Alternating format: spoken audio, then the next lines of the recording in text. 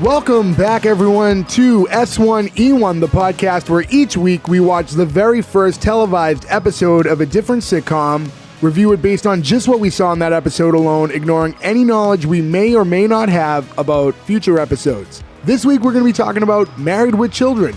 Married with Children went 259 episodes over 11 seasons on Fox. We're going to be reviewing episode 1, which was called Pilot, which originally aired April 5th, 1987. So to start things off, I'm Jay Gags. With me, as always, the guys, Gordo, Ferg, Nick, and Joe. Guys, how's it going? Heyo. Why didn't you get me juice? Oh, Peg. I thought you were going to go another way with that one. Daikami Bimbo, that was my other one. So to start off, I just want to remind everybody to follow us on all our social medias. S1E1pod.com is where you can find us. Our Instagram, Facebook, YouTube, Spotify, all that's there. S1E1pod.com. Go check that out. And when you are following us on whether it be Spotify or Apple, please subscribe, rate, review, do all that fun stuff. It means a lot to us. Really helps us out. So please do that. But to get going on the show, guys, first off, how's everyone doing? Fantastic. And has anyone here not seen Married with Children up until the recording of this episode? It would have only been Gordo, so we're good. Yeah. No, this is All right, so we're good here. Definitely. We're 5 for 5. Have seen it before. I was a little surprised to see that there were that many seasons and episodes. I didn't know that, honestly. It ran a while, and you know what surprised me also is, like, I guess in my head it didn't start as early as it did. So for those who don't know, everyone on this show, we were all born within 1985 to 1986. So to see that this show started in 87 was a little bit of a surprise to me because I kind of felt like I was around for all of it. No, we were technically around, but I feel like I was older and remember it in full in its original run. And really, we didn't. We caught most of it syndicated. Yeah, I didn't think it was that old. I remember watching the whole last season like live when it was like every. I do. I remember seeing new episodes, but like I thought it started in the 90s. I didn't realize it was an 80s. Yeah, show. I mean, when it ended, we were all about 12, 13 years old, so obviously old enough to watch it then. But I mean, just walking around middle school with our No Ma'am shirts on. Hands down our pants. With Bob Rooney. You still do that. So let's get going right with the intro. You can't see Gordo's hands right now. That leads me to believe that he's doing an Al Bundy maneuver. Everyone hands up. So so the intro to the show, it starts off with like a shot of the fountain, which, you know, we're ignoring other episodes, but it's kind of an iconic start to the show. You just remember it. I have no idea why that's how it really starts. It's just kind of a random shot to go by. I'm sure it's some sort of a monument to the area, right? But I don't really. It just seemed like a doesn't really fit with anything. Right? Yeah, they're in Chicago. Are there cars in this intro? No, it's just the shot of the fountain with the stamp. You get that stamp, Married with Children. It's kind of like this ooze. I never understood the ooze. There's more to the intro to that, though. There's the whole thing of him giving the money to each kid. That's after the initial stamp. So what happens is it cuts to, you have Love and Marriage by Frank Sinatra is playing. You have the shot of the fountain. Married with Children. Married is dripping in ooze. With Children is stamped. All right, I didn't realize you were just breaking down the parts of the intro. Yeah, and then from there we get into the shot of Al sitting on the couch, just kind of lifeless, and everyone in the family, including the dog, take turns getting money from him. But yeah, no, to go back to like what Nick was saying, the slime like over Married, that stamp with Children has that very like court verdict feel to it, like approved, denied. It's giving you that early picture that this isn't a happy family life, right? Yeah, it's like dark and dreary. Yeah, everything that like, because slime and the stamp, it's just not like positive imagery. What do you think of the song though? I think it's a pretty upbeat song for the imagery, right? And then you come right into it. The first time you see it, like if you were trying to think of this as you don't know anything else about the show, you wouldn't expect from the song for it to be, I think, the type of show it is. Yeah, it's like the song doesn't fit, but it fits. And I think the visual aids for the intro is what makes it work. Yeah, it's very sarcastic. It's like sarcastically there, like. And then this is one of the first shows that Fox did that was an original, right? So it's interesting that they sprung for the money. I mean, Murdoch has the money, but it's interesting on a brand new network they would spring for the money and even have it in perpetuity for syndication to have a Frank Sinatra song. Right, yeah. Well, I was reading that the rights to the show were so expensive that it's why you weren't seeing it. I don't know if that was for while it was still on or in syndication after the fact. One of them was way too expensive and it caused an issue. That's strange because usually it's music that causes that. Like The Wonder Years was a famously TV show. Drew Carey show. Drew Carey show is the one that's still not anywhere except for terrestrial TV.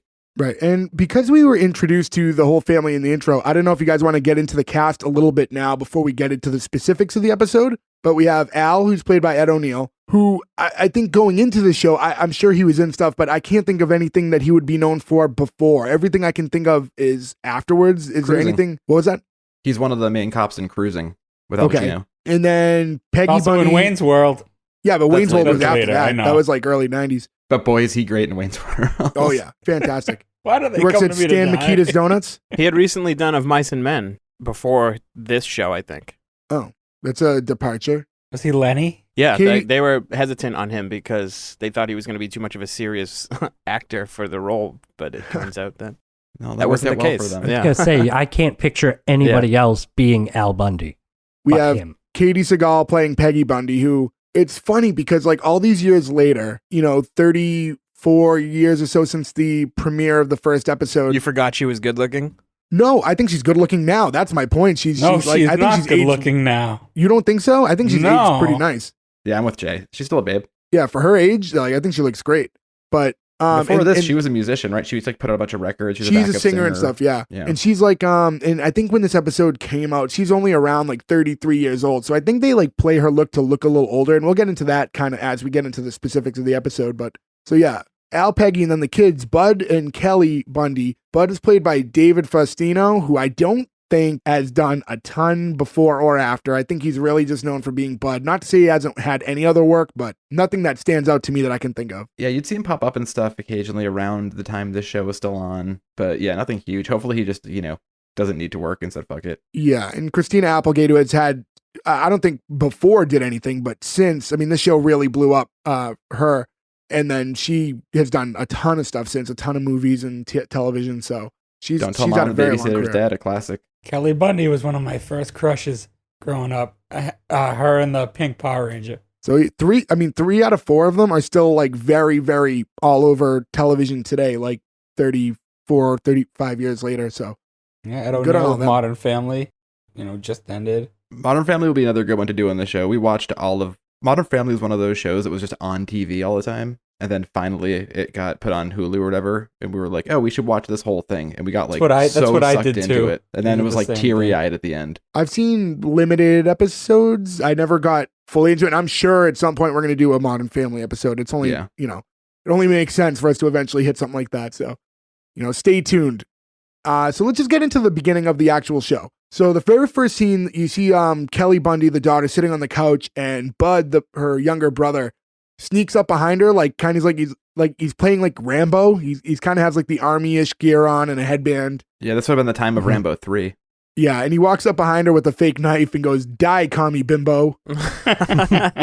You're immediately brought right into the 80s too, where it's like the Rambo joke, calling somebody a commie, like everything is... And a bimbo. Into and a bimbo. bimbo, yeah, like things you couldn't do now. I mean, this show has a lot of things you couldn't do now. Oh, yeah. I feel like that. Oh my God, yeah. Just that line alone, I thought really set the tone, right? Like you think "Die, commie bimbo" to start a family sitcom. When you think of a typical family sitcom, you're telling people right away, this isn't your average everybody's happy television family, right? Like that's a strong opening line for a show. I probably should have looked up. Do you know what time this aired? Like when it was on? Was it like a night, like a I think like late 9 night show? p.m.-ish, 8 or 9 p.m. Yeah, so because it was an adult show, Right, Kids weren't but out. I think I'm just comparing to other family sitcoms, and the only one I could really pull from other than that, like modern day around that time, would like Roseanne. Yeah, But Yeah. that's it's not a very cookie cutter family. Yeah, And Roseanne, Yeah. I want to say, it's probably the same year too. probably right around there. I'd have to Yeah, I double think check, it was. but you're I right think in it that, was 87 right as well. around that zone. But yeah, you don't see Stefan or Kel calling Laura a commie bimbo, right? It just wasn't what was going on in Laura, the you shows. bimbo. And we are also introduced to the house by this opening scene. And again, like I said, like Roseanne, the house it's realistic. It's not the nicest house. It's not a bad house. It's not like it's disgusting or anything, but it's realistic. It looks lived in. It's not fancy. Very brown and tan. Which I don't know. It's just it always that was got- the time, I think, too. yeah. I mean, they're in a suburb of Chicago, right? So Yeah. that's probably, that was the thing, right? This has been talked about before, too, is they played this off as like the down in the dumps, like husband and family, and it was supposed to be like subpar everything, but it was a fairly decent sized house. Yeah, 2 floors, Yeah. spacious. Yeah, nice. I mean, it's a nice All house. you- Garage. Yeah, there's a garage, there's a car, there's a dog. They Yeah. own the house, and then they found out what Al does for a job. So like it's when you look at it now, especially like through the lens of like as being an adult, like shows like this are weird as a kid versus being an adult. Roseanne's another great example that you just get a totally different vibe from it. Yeah, and on They're top of it all, actually an he's adult. still handing out cash. It's like, how much Yeah. does this dude make? Yeah, I Get the mean, guy some The goddamn only juice, thing, man. the only thing that's bad about that house is that atrocious wallpaper. Like that wallpaper is I don't know. I think the bad. wallpaper and Everybody Loves Raymond a couple weeks ago was even No, worse. this is worse than that. This I is mean, worse. to compare, I didn't even look at the wallpaper on either sitcom. I wouldn't say either flagged my attention the most, but I would say from having just covered Everybody Loves Raymond on our show a few weeks ago and now, if I had to pick one of those 2 houses to live in, I would probably live in the Everybody Loves Raymond home Agreed. over Yeah. this one. I'd rather live in Chicago than New York, though. Well, also too, you have like the mismatched couch you have in the chair, and everything like that. Like you definitely get a picture of who these people are. Yeah, that was the kind of vibe I got. It was so. This is the late '80s. The house was probably built in the '60s, and they never brought it up. You know what I mean? They just Yeah, kinda it looks lived the in same it. as the day they Yeah. moved in. Right after the Rambo like interaction with the kids, they both have to go to school. And as they're leaving, Al, the husband, comes down the stairs with bandages on his hand because Peggy put a cactus where his alarm clock normally And he's is. carrying the cactus, too.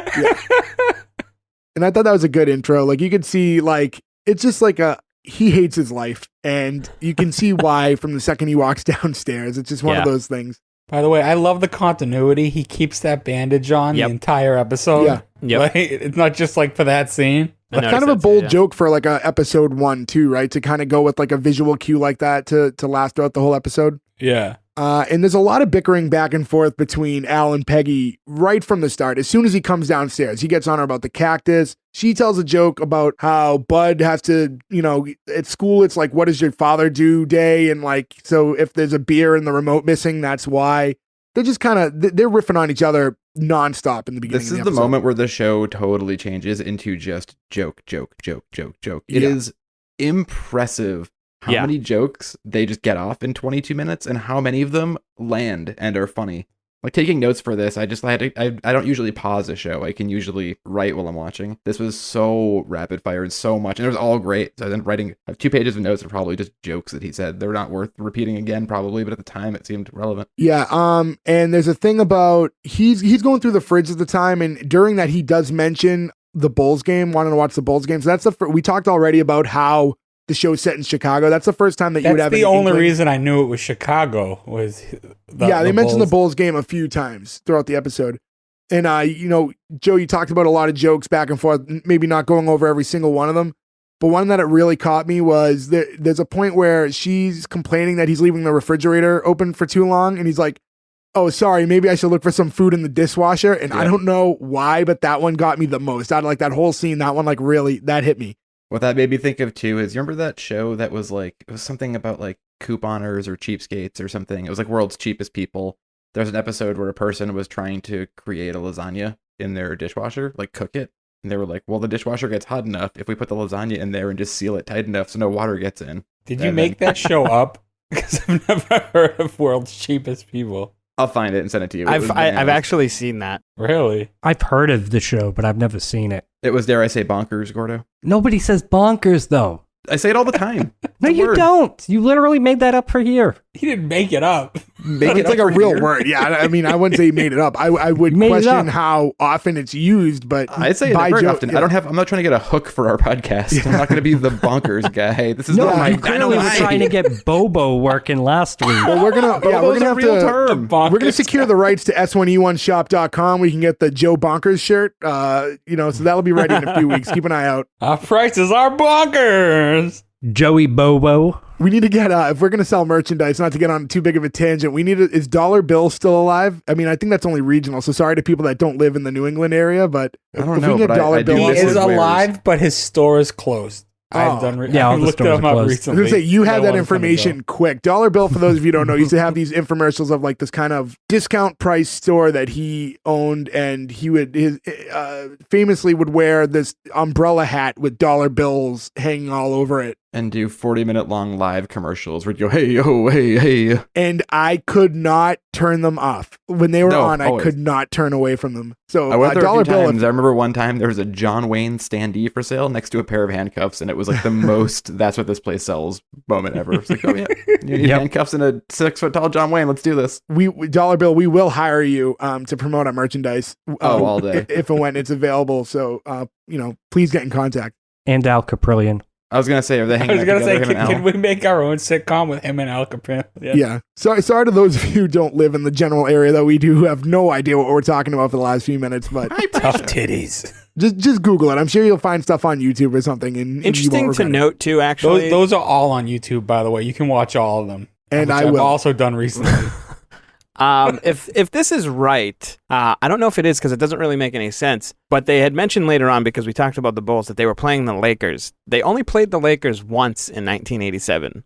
And so you can kind of pinpoint this as Friday, February 20th, 1987. It definitely didn't look like a winter in Chicago. No, it didn't. From my No. experience, I've been in Chicago. Oh, did they every show time of year. outside? I don't remember them showing. He just wasn't. outside. He was wearing like a light jacket. Yeah, the way There people are wasn't- dressed. yeah. She went When out the in, like, a neighbors dress. come over, Yeah. the neighbors come over later. You see him at work. You could see outside when he's at work, and we'll get into that in a second because I want Maybe to it was just just close a nice out. springy February. Sometimes you It get might warm be. February days. It could be. To close out the scene because they're going on a little bit more. They're poor. Maybe they can't afford jackets. Well, I don't think we just established they're not really Yeah, I don't think poor. they're They poor. survive on like a one salary income for the house and everything. But one thing I want to touch on before we move away from this scene is the fact that Al really wanted some juice because they call back to this throughout the episode. So I really wanted to mention it now.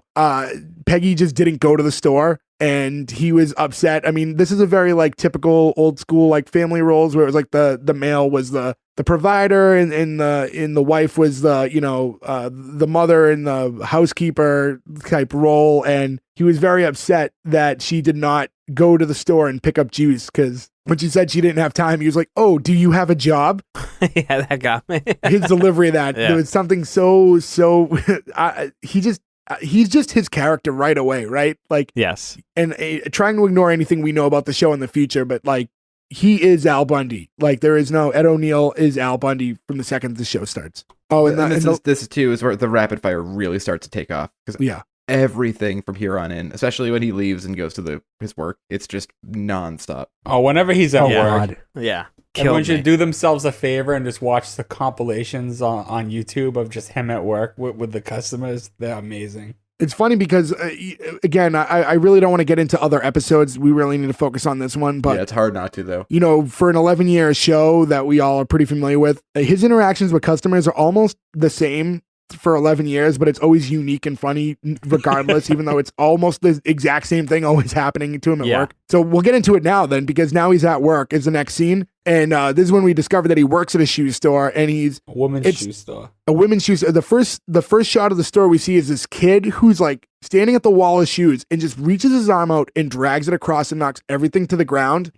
And I wanted to punt that kid in the head. It bothered me so much. I was like, fuck that kid. Oh yeah, and we've all worked retail jobs, and I've worked plenty of clothing retail jobs, and that kid has been in every clothing retail job I ever had, and you just want to kill him. Have all of us had Nick, did you work in any retail jobs? No, I didn't actually. No, the gas station, convenience store. Yeah, that's technically retail. Yeah. I'd call that retail. Yeah. I had a brief stint at You stock Old shelves. Navy. I worked at Old Navy for a little bit, a couple of years when I was younger. Ooh, I was tired. I had a bunch in here. I Terrible. had Hootenanny, I had Urban Outfitters, H&M, Staples. Staples, the gas station, American Apparel. Wow, you've done a lot of retail. Long list. Done a lot of Oh, retail. you're like A Dick lot Van of- Dyke and Mary Poppins with all your jobs. Gordo, you have any retail back history? I'm trying to I think. do. I worked at that Christmas store Oh, in that's right. Faneuil That's Hall. right. Which is I forgot still about this. there, by the way. No, it's The not. Christmas That store, was a 24, walked 365, by right? it last no, weekend. different owners. The Christmas store where Oh, the I owner's worked. changed, Store Nick. doesn't It's no longer exist. there No. because it's got different owners. I worked there. Give me a second here. Fucking What- same store. No, it's not. The Newbury Comics, where the Newbury Comics is, for those who are listening that go to Faneuil Hall, That's where our Christmas store was. This Christmas store has no affiliation to the other chain of Christmas My retail point stores. is there's still a huge There Christmas is store still- in That's Faneuil Hall. operational It all is- year long. Yeah. Is this Yes. one owned by the Heat Miser? What happened to it? It's the same goddamn place. Was it called the Christmas Dove? Was that the It was name of called store? the Christmas Dove. Yeah, yes. This Okay. one is too. No, this is the Christmas Love. Totally different store. It's not. I don't think it's the same owner. Christmas It Dove. is. I mean, yeah. So a Christmas store year round. Yeah, it was a blast. All right, so getting past How that, does so that stay open? Like, I'm You sorry. would be I can't- surprised how many old women come in and buy nutcrackers. Actually, it's called Christmas in Boston now. Oh, okay. Oh, Yeah, so see. Nick, you're a fucking liar. Christmas in Boston. Christmas Alright, in so- the Bunch of fucking drunk Boston, hobo. kid. so let's get back to the shoe store. So after this shitty kid knocks down all the shoes, you see him on a run, and the camera pans over with him, and it introduces you to Al's interaction with his first customer. And basically, the whole thing is she insists that she's a size 7, which she absolutely is not. And she's like, I don't care what that little ruler thing says. I'm a 7. Like, because, why would we trust a measuring tool to measure something? But It's his inflection, too. Look, lady, you're a 9. It's the Yeah. way he goes up. It makes it so much funnier. Yeah. Yes. This is a very robust woman. Like, what I she's love huge with is big that feet. he says to her, like, I've been spending the last hour trying to fit your foot into a size 7 shoe when what I should have been doing is easing it into the box. Yes. No, and then the next one when he's like, she had mentioned something about them supposedly to have, good customer service or something like that. Courteous And service. he was like, no, that was the previous owner. And he died because a size 9 blew up in his face. Size 9 tragically exploded Yeah. in his face. It killed me. And at this, so when he said that, by the way, are we to understand that he owns the store? Is that like from? No. No, he definitely doesn't. But when he said that, that's the vibe I got initially based on I how got that he vibe delivered too, that. actually, but I don't think that is the case. Yeah. No, I don't think it is. I know but for a fact he doesn't. But right, but we're going You by don't just that think. scene here. I was kind of under that impression by the way that he Right. first spoke to a customer freely without any consequence of a boss. I guess the next scene, though, when Luke walks in right after that, he's not the boss because he would have just fired that guy. He wouldn't have been let it walked over like that. Oh, right, yeah. Well, it seemed like there was also like a friendship. So yeah, so there was Luke, who was a coworker of his, and I have no recollection of, by the way. We also Yeah. missed the balloon joke. I think it was right. Was oh, they already took off. Yeah, so the kid's about to leave. He's like, I want a balloon. And then he just You points already to the got mom and one. goes, you already got one. It's also the kid is hammering the shoe and he calls him John Henry. It's like that's how quick the jokes are. That little bit of a joke goes by. You're just, man, they're just cramming them into everything. A John we talk Henry about this- reference. We talk about this in a lot of episodes, but a lot of these jokes, like a modern day Al Bundy, doesn't work on 2021 programming. I can't see a television show nowadays where your main character is like calling a woman fat and stuff the whole time. Like I just don't. No, yeah, wouldn't happen. No. Even though he's not depicted as like the hero, but he's not. I don't think they make him look bad enough to justify it. Like when we did My Name Is Earl, they established that Earl is a shitty guy, like all around up front. Like he admits it himself. But here with Al, like you're not really under the impression that he's not bad enough to forgive him for saying bad things. You know what I'm saying? Does that make any sense? Yeah. Oh wait, kudos to these actresses, like these extras that come in. And by the way, Al's gonna tear you apart. By the way, Yes. he's gonna call you fat and ugly and old. And I forget who it was. All Maybe it was this Daniel stuff. Tosh or somebody where he had little kids on his show once just doing, I think they were doing like a 2 Girls 1 Cup parody or something. And when he was done, he just looked at the camera and was like, never underestimate what certain people will do for either them or their kids to have a SAG card. And that's what this stuff is. It's like people just want to get on TV. People will do crazy shit to be on TV, That's including true. being made fun of. But yeah, you mentioned Luke, so we'll talk about Luke a little bit. He was the coworker of Al's that it just looks like he just sleeps with every woman who comes into the store. And we get a look a little bit later about kind of how he works his charm. But up front, I'm like, this is like the Playboy guy who gets every girl. I was like, Right, the casting is crazy. Like, no offense if Luke is listening out there somewhere, but he's not exactly like what you'd expect. And he's like, oh, he's like the panty dropper guy. Yeah, so I mean, he was at like least they kind Jefferson of show before you. Jefferson. Yeah, they Who? show you his technique. So I guess it makes a little more sense when you see how he goes about it. But up front, I'm like, this guy is using all his lunch breaks to hook up with random women. Like, I don't know if I buy that. Yeah, if they didn't show the women, it'd make more sense, right? Because you were like, he's saying it, he could be lying or he could be doing whatever. Right. But then he you saw comes it in he's action. Like, oh, another lunch nooner, Al, or whatever. But when you actually see the women, you have to believe that it's real. And the it other doesn't key make sense part for that guy. of like the Luke scene is that's also when he offers to take Al to the Bulls game with them that night, which is like, What a good guy, by the way. well, we talked before about like if Al was the owner, right? Why didn't he fire him? Like it looks like, they have at least enough of a friendship and there's something in it for Al. So even if have a he friendly was the boss, rapport. like, they're buddies and he's hooking him up. So he probably And would again, have the let money stuff thing like that comes slide. up too, right? This is in the height of Jordan. I don't imagine home game Bulls versus the Lakers in 1987. Those were not cheap tickets, and this dude's got these tickets. Yeah, and it's a he's- big game. Right. and, Yeah. like, that wasn't gonna be a cheap game. I thought he was just giving Al a ticket. I don't think Al was paying for his. No, I'm saying he that's can the thing. afford those tickets, right? These Oh, two that guys have guy. like a house, have expensive, like that's like not like if you were like you live in Toronto or somewhere and you go see the Blue Jays because there's so many seats that you can get a seat for $5 every night. Chicago malls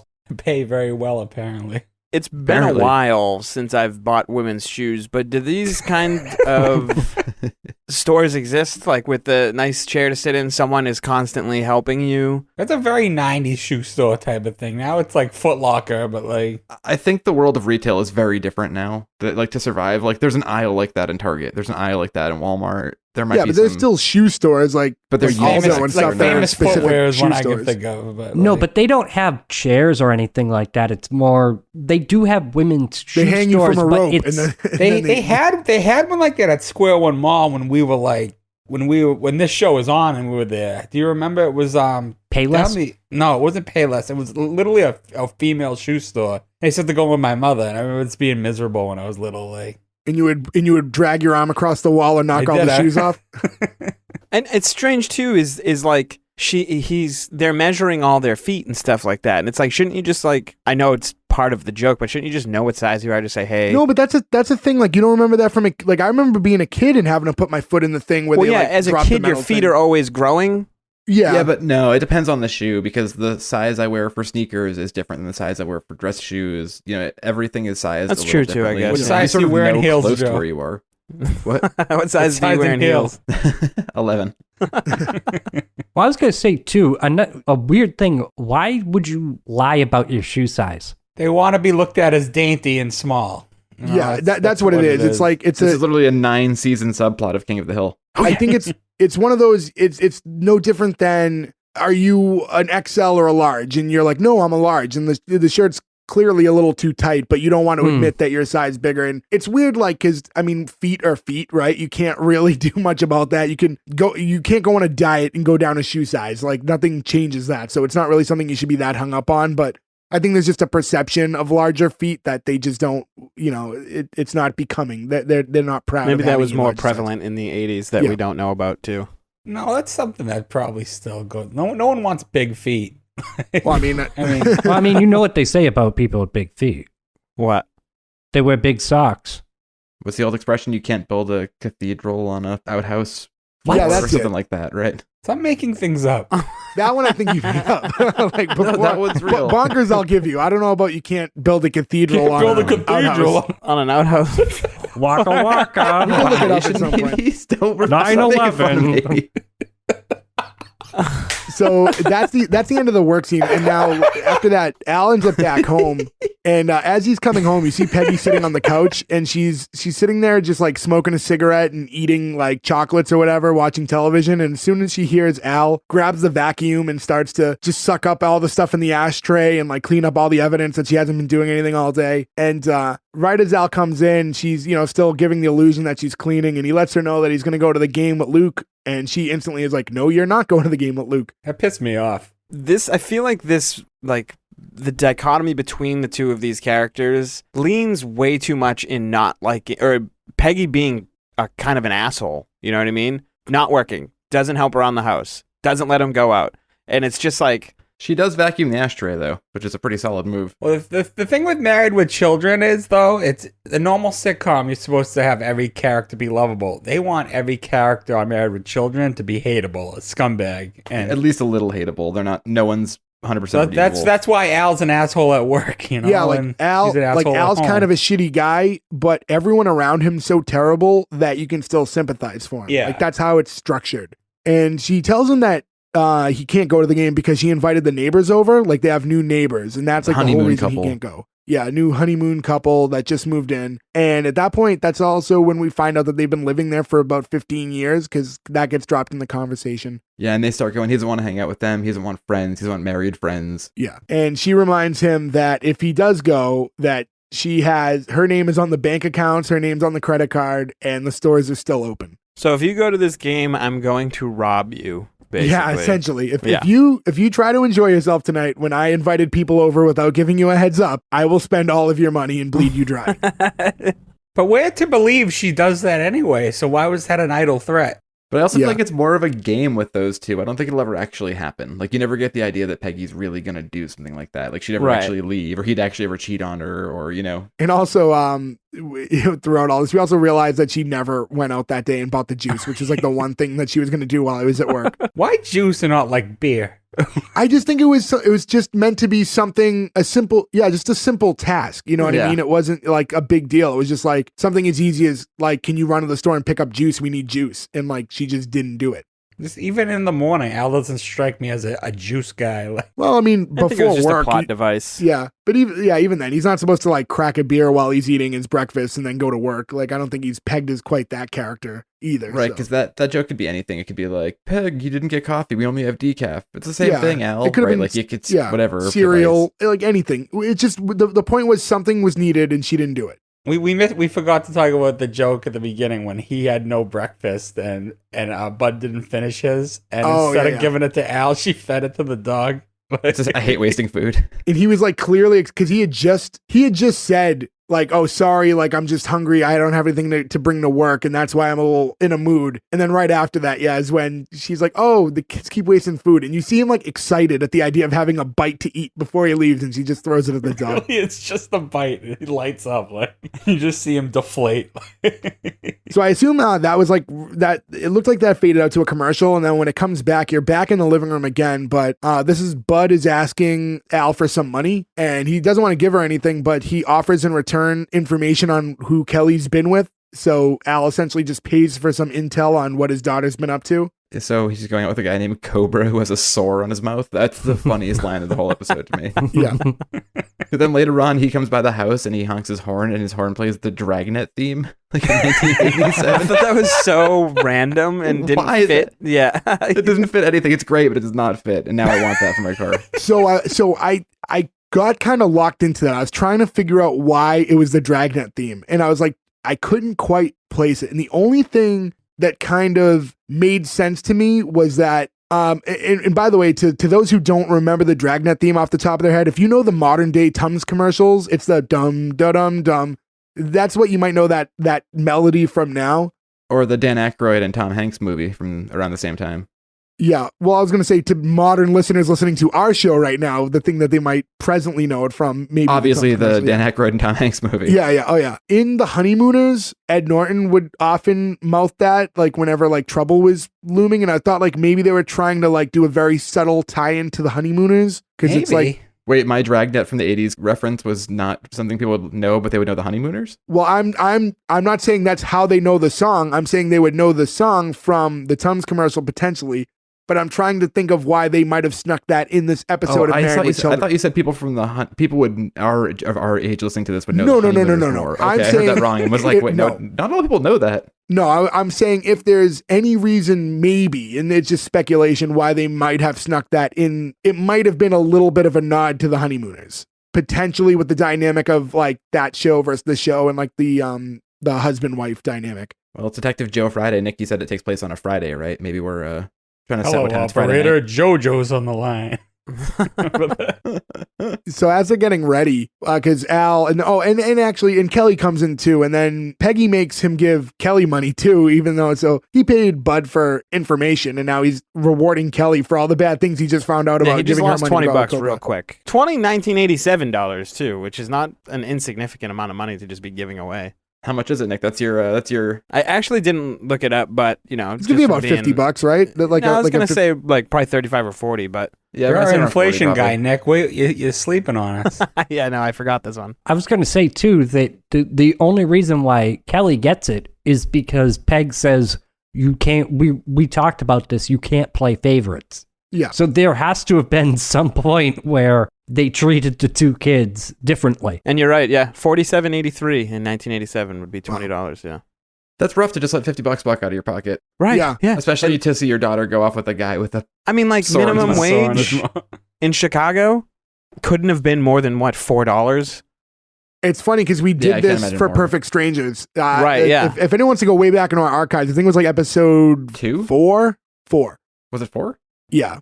Yeah. For those for the S1E1 historians, we did Friends, Dinosaurs, Home Improvement, and then Perfect Strangers. For those of you who want to go $3.35 minimum wage. Let's just say he worked his 8 hours, you know what I mean? Like, he didn't make $50. Yeah. You know what I mean? He just, gave it that's away. provided it's a minimum wage job, but yeah, he basically lost almost, like a good chunk of his day's pay Yeah. just you're giving it to the kids regardless. Also, speaking of what you just said there, Chicago around this time had a lot going on because Roseanne is outside of Chicago. Perfect Strangers, Family Matters, Yeah. this. Yep. Chicago was a big, and then you had all the John Hughes movies around the same time are also Illinois. Yeah, I wonder if that was Chicago. almost like they figured the middle of the country was like the most easy way to make it relatable, like to the whole country. You know what I mean? I think the Midwest is easier. Yeah, than like the if it was coast. set on the Middle on the America. West Coast to the East Coast, it seems that they seem so different, East and West Coast, that maybe this was like the compromise, is having shows that kind of took place in the Midwest. Yeah, so there was a point where after the kids leave, where they're kind of straightening up, getting ready for the company to come later, and Al wants to turn the TV on. She won't even let him watch the pregame at this point. So not only can he not go to the game, he's not even allowed to watch the pregame because she says whenever they have company and the TV's on, he gets kind of lost in it and doesn't pay attention to the guests. Guests that he doesn't even want in his home to begin with. Just retells her if he said, "I'm sorry, I didn't hear you, honey. I was thinking about killing myself." She's like, "This is such a great."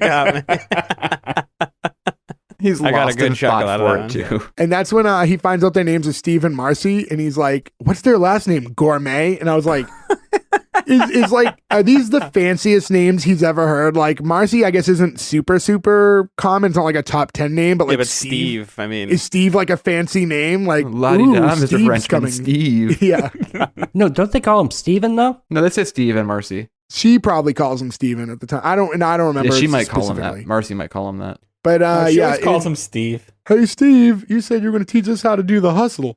For those of you who like Rocco's Modern Life. Yeah, and then Bundy. eventually they show up at the house, Steve and Marcy, or Steven and Marcy. I can't recall specifically how he was addressed. And they are kind of insufferable. We find out that they are like, we found out earlier that they're like a honeymoon couple. They haven't been around, they haven't been together for very long. Married for 2 months, I think. 2 months, yeah. And then they talk about how they do all the chores together and how Steve stopped watching sports just because Marcy doesn't like it and she thinks it glorifies violence, and gets into his spiel about how she doesn't want to have their future children growing up watching sports because it will teach them to like, it'll overvalue the importance of winning. And it will mess them up psychologically. Yeah. And Al asks if they also plan to neuter the children. And what I liked about that is when he said that, Peggy also laughs. And that was like, Yeah. through all the bickering and all the weird stuff that happens between the two of them, I think that was like the first, like, oh, now I see like they're on the same wavelength. Like they do made belong for as a each couple. other. Yeah. Like they might bicker all the time and they might be somewhat cruel to one another, but they very much are. there's a reason they're together. They're together for a reason. Exactly. Yeah, her name's Kelly. Yeah, that was the first time I saw them connect.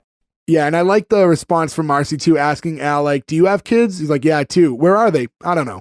Yeah, I don't know. Like, I don't know. I feel like too, this is a good thing. You have, because they also ask Al and Peg about their how long they've been married too, Yeah, and they're like, "Wow, 15 what's your years. secret?" And I feel like Al and Peggy are the grizzled vets as far as Right. marriage is concerned. Yeah, they've been through the battles. Isn't Bud at the game that Al Yeah, wanted Bud to goes go right, to? yeah, and, Yeah, and that too. yes, Too. that too, yeah. Peggy allows Bud to go to the game because she's like, "Well, they're He playing really the wanted Lakers." to go. Yeah, When he really wanted slaps to the go. couch.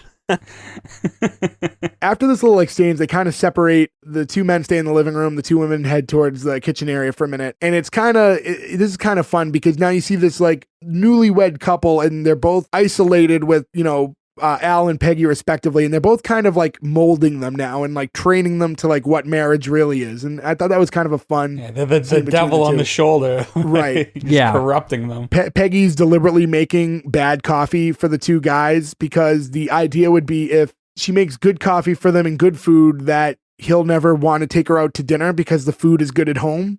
I guess a Solid clever logic technique. right Yeah, there. I mean, I can understand the logic there.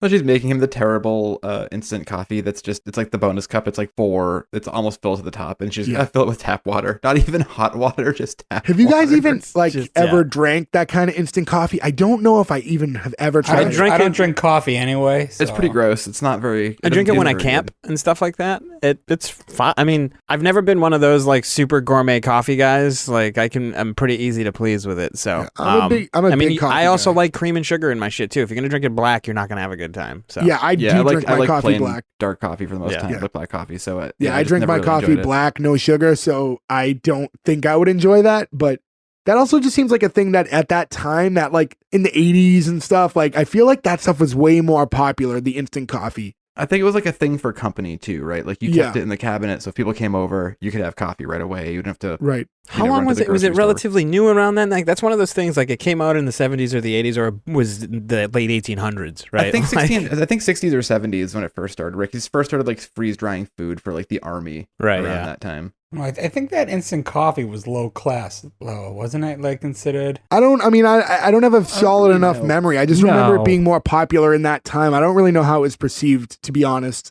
But I can't say one even way or like another. 10 years ago or so, we were on tour and one of my bandmates bought a bunch of the Starbucks version of that. And it was like, hey, so we don't have to stop all the time for coffee, you asshole. Take these. You pour cold water in it. It's a nice coffee. And they were awful. So even with the benefit of chemicals and everything, 20, 30 years later, it was still not good. It did not, like, in a pinch, sure. The same as what the Keurigs are now, right?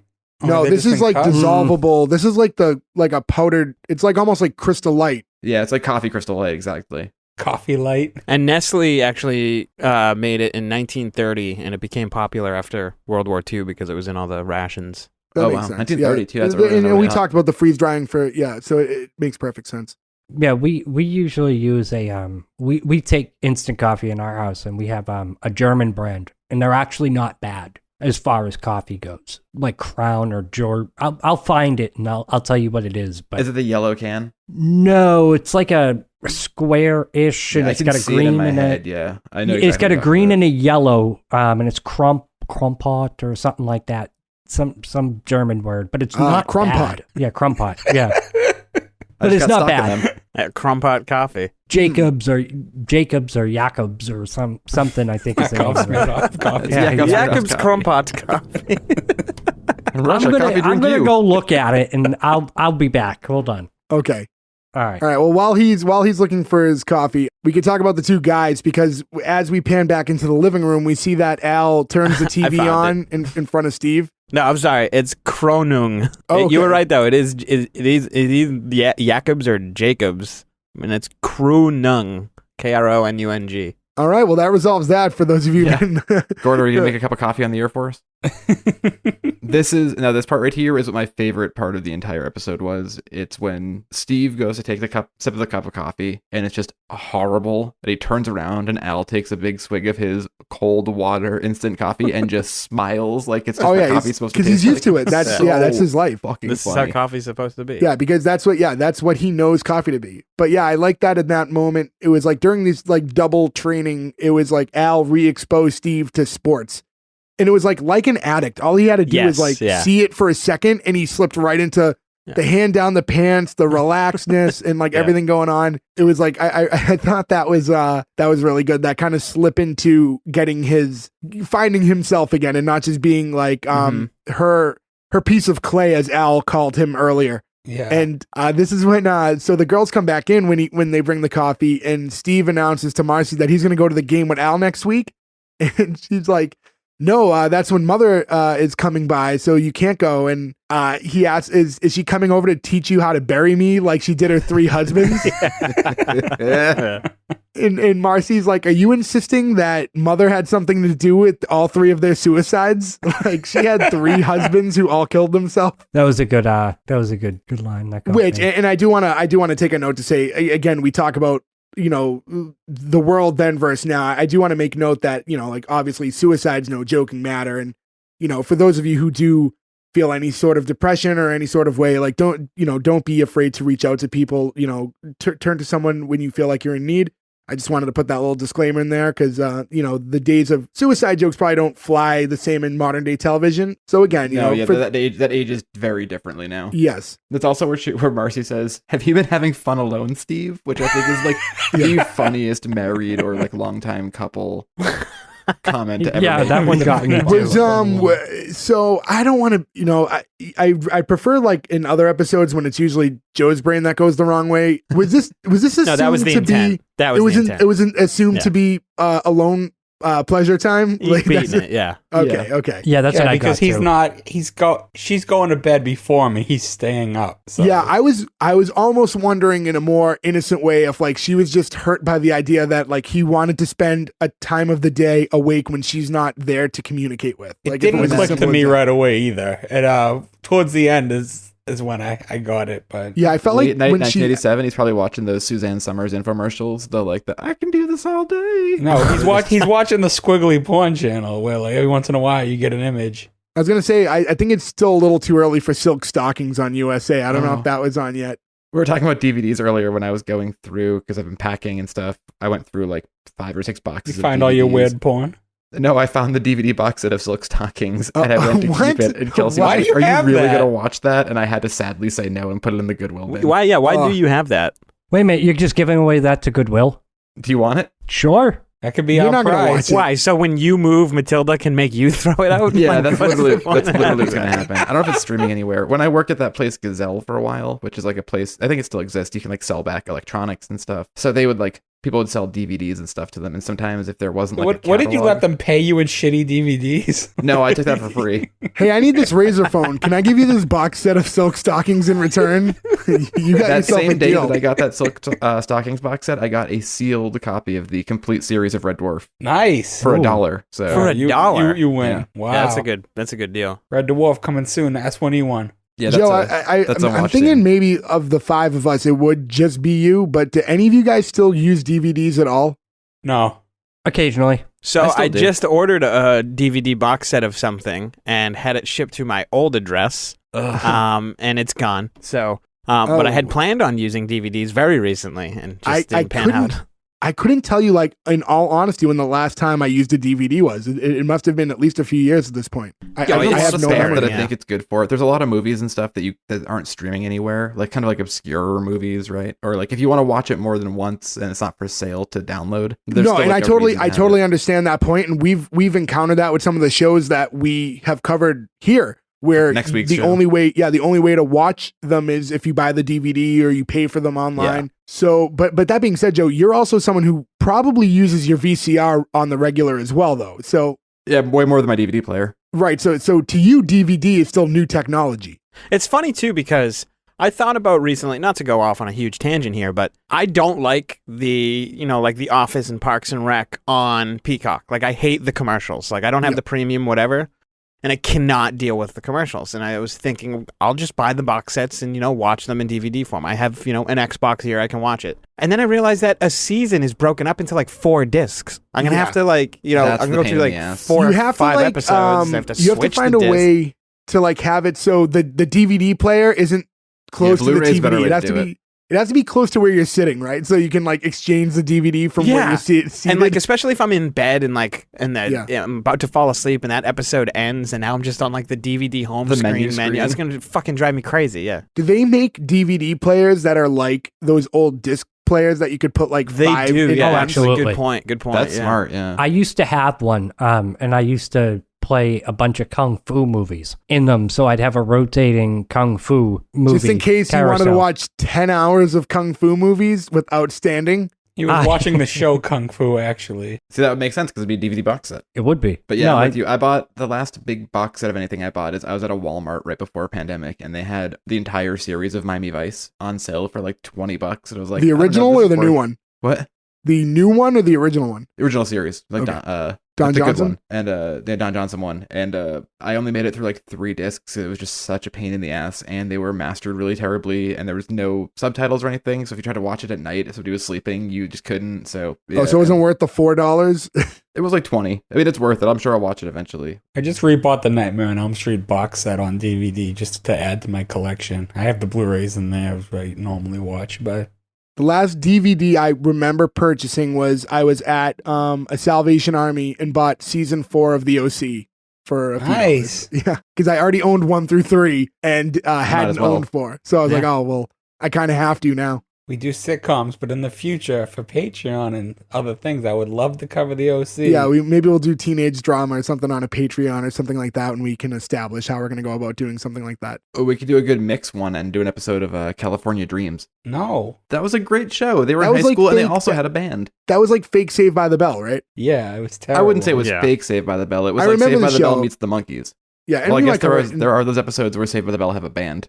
Yeah, so Jack Attack. So Zack let's Attack, not, yeah. before we get too far away, because we've been going for a minute, because there's only Tangent there. This is there's very little of this episode left. So because basically after this, now Steve and Marcy are arguing a little bit, and they basically storm out. And Peggy goes and sits on the couch next to Al, and they just kind of are reflecting on like their relationship and how they've made it work after all these years. And it's like just like when she laughed at his joke, you could see that despite everything, they are very much on the same page. And they mentioned how like Bud just got an A in his class today. So it's like, even though they don't seem like conventional great parents, he's excelling in school, even though he seems kind of shitty when he's at home. Like it all works. Like somehow like everyone kind of finds their role and it works out. And then when they go upstairs too, and they start the whole path, Al actually brings up again. He's like, Peg, I really like the coffee. That's so good. Yeah. And I like that right before that, as they're sitting there reflecting, he's sitting there and he took a big sip of coffee and went, you know what? How about next Saturday we go out to eat? Which is great because he was just explaining Her to plan Marcy worked, yeah. earlier, you got to make the food and drink not great. So this way that he'll want to take you out to eat. So, it's a nice little callback to that scene, a little bit prior. Yeah. And that was the whole episode. So that's it, guys. We've covered all of Married with Children. Anything else about the show in general you guys want to talk about before we move on? There's something about that film stock, and I think it's just a nostalgia thing, but shows from that era, like it just brings me back because of our age, right? Our generation. That's what TV looked like at the time, And anytime we watch a show from this like vintage, I'm just immediately kind of like warm and in childhood.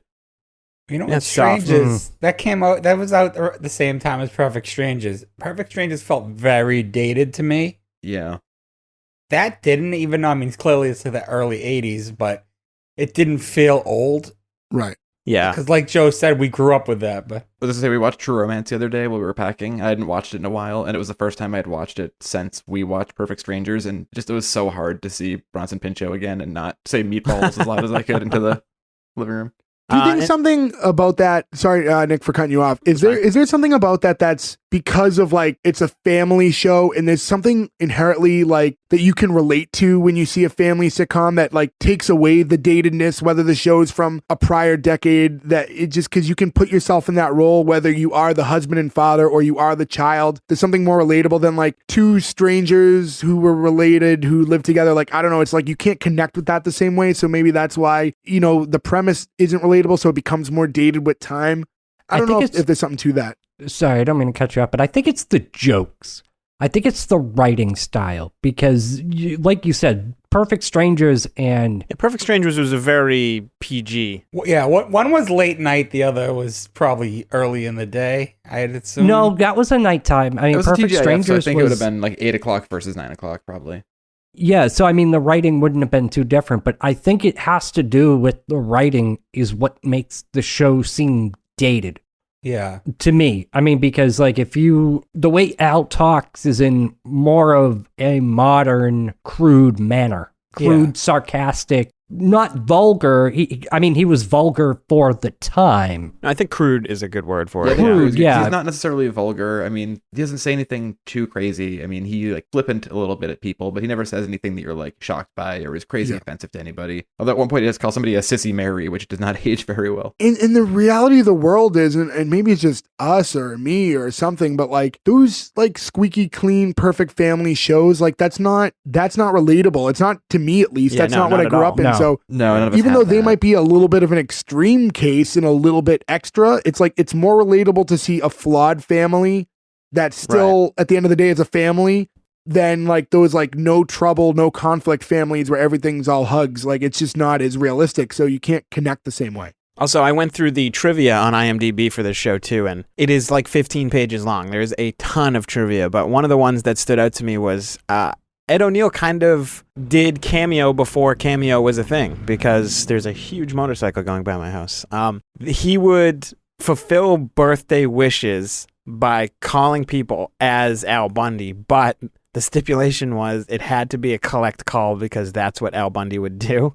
So he That's would call and amazing. wish people happy birthday as Al Bundy. And his Hollywood Walk of Fame star is in front of a shoe store. Nice. That's That's amazing. great. Was that done deliberately, or is that like the ultimate coincidence? It didn't say. It was just a fact there. But I would say probably not deliberately, but funny if it was. I don't know how it's Yeah. selected because I assume they just go down in order, right? Like, Yeah, right. So Wasn't he the spokesperson for 1-800-COLLECT? I remember he used to have commercials for that, or like one of those 1-800 like collect channel phone numbers. Like I don't remember at the 110, time. 229, Yeah, it could have dial been this like a. first. Yeah. and I know it was one of them. Like Only thing I I ever just don't know dialed which. was So 1-800-BOOBIES What did you on get? the payphones down the center. payphone in the center. Yeah. Do you remember we used to sometimes call the Orlando Magic's pro shop because it was 1-800-HOT-TEAM? So we called 1-800-HOT-TEEN once. That's what we thought we were calling, and it turns out that 1-800-HOT-TEAM is actually the Orlando Magic Superstore or whatever. So you just be talking to people who were like, yeah, the Shaq That's jerseys are in the great. back. What do you want? Like, I was looking for some hot teens. And that was recently, you said, right? That. This was last week. Yes. Yeah, okay. That makes you even more of a creep, you 35-year-old man. All right, guys. Well, I think we covered everything. I think we've gone through the entirety of the episode, and I think there's nothing left to do at this point other than to give it the old green light or cancel. So I'm just going to go in the order that I see you guys in. Gordo, you're first. So the coffee, by the way, for those listeners that were hanging on the edge, is Jacob's Cronat coffee. Nick covered all that. While you were looking for it, Nick looked it up and said this. Oh, I actually took my... So I actually my- got it wrong though, because I was thinking he had the Cronung, but he has the Cronat. So they're different. One's the golden, one's the dark. He has the golden, I think. So what is it called? Cronuts? Sipping on cronuts? Yeah, all day, every day. All day, every day. So is that your everyday coffee? An Yes, instant it is. coffee? Really? Yes, it is. Yep. I had when I was drinking decaf, I had an instant decaf Folgers with creamer mixed in, which I know probably makes any coffee drinker. I was going to say, Yeah. I want to get off this. But it honestly immediately. wasn't that bad. It wasn't that bad. Interesting. I mean, I'm somebody who for 10 years or so drank decaf only and just started getting back into caffeine. So the Yeah, decaf same. part doesn't bother me. People get weird about decaf. I don't I understand that. but just switched the to creamer decaf mixed in recently. is weird. You couldn't taste the difference. Taste test, I say you couldn't taste the difference. I think good Oh. coffee you can't. We already tell. had a No. 10-minute conversation about coffee. All right, yeah, We're fuck talking it. the second one. Ferg's so isolated as someone who doesn't drink coffee, so he could give a fuck about this conversation right now. It's not that. It's that it's twice in the episode. Yeah, it is twice. But I literally took my what do you call these things? My headphones Ears. out. Yeah, my ears out. I took my headphones out to go and look, and then I realized I could have just Googled it with my headphones on. You could have Wikipedia it and kept in I character. could I have, know. but I He didn't. was sitting there when I was going over it, though. I actually was having an existential crisis about whether or not I wanted to get up, come back with the coffee or not. So Well, if you ever have an existential one, let us know. So, all right, for those of you guys listening, also, if you want to buy me a coffee, I recently switched to decaf. You can buy me a decaf iced Americano. I'm glad that I'd we're on the appreciate decaf train here. I yeah, I'm now trying to keep do the a blood- regular coffee like once or twice a week, but Trying to keep the blood pressure down, getting old. So, but now to the green light or cancel. Gordo, start off. Green light or cancel, Married with Children. green light. The show was too funny. Like you guys said, back and forth, the jokes were all there. I laughed multiple times throughout this episode. Green light for me. Ferg, next up. It's a green light for me. I love how this show is different from every other sitcom that's on at the time. Everyone was like we said, squeaky clean. And this just kind of shows that families come in all shapes and sizes, and it's just a different time. I could still watch that show and laugh at every joke Al makes. I watch clips on YouTube all the time, even before we started this show. So yeah, green light. Nick. Yeah, green light. I'd just be echoing what I kind of hate when shows are like this too, because I could tell up front that this was going to be probably mostly green light. But yeah, it's funny, it's fun, I want to keep watching. Green light. Jody, you. yeah, for sure, green light. I think one of the interesting things about this show is if you think about, we touched on it a bit, but when Fox started, Fox's whole thing was to be sort of the anti-network. We're not going to be NBC, CBS, ABC, Simpsons, Married with Children, Tracy Ullman, like all these really interesting offbeat things that I think really made television is the way it is, a lot of it now, because of a show like this. And I think just by the fact that that's the case, and it's so funny still, and the writing is so quick, and yeah, it's a really funny show. It reminds me of think when we were kids, so yeah, not a lot you can say that we haven't all said about it, so definitely green light. Yeah, so for me, listen, it's 5 for 5. I'm going to greenlight it too. There's really not much more I can say that you guys already haven't. It's just a good show. All the jokes landed with me. I found it funny. I wanted to keep watching. You know, at the end of the day, what else can you ask for? So, you know, greenlight all the way around from all of us. So yeah, so that's it. 5 for 5, guys. That's all we have for this week. Thank you so much for listening. If you want to watch Married with Children, you can go to Hulu, where all seasons are available for streaming. Also, if you guys can do us a favor, go to S1E1pod.com. That's where you can find all the links to our social media, to where you can listen to us, Spotify, Apple, all that stuff. Rate, review, subscribe, do all those things. It means a lot to us. Like I said at the top of the episode, helps us out a lot. Spread the word. If you think you have a friend of yours that would enjoy this show, by all means, please tell them about it. Reach out to us. We appreciate all the feedback. Everyone who hits us up and tells us how much you enjoy the show, it really does mean a lot. It's a good inspiration for us to keep going. So thank you so much, guys. That's all we have. We'll catch you next week. No pig.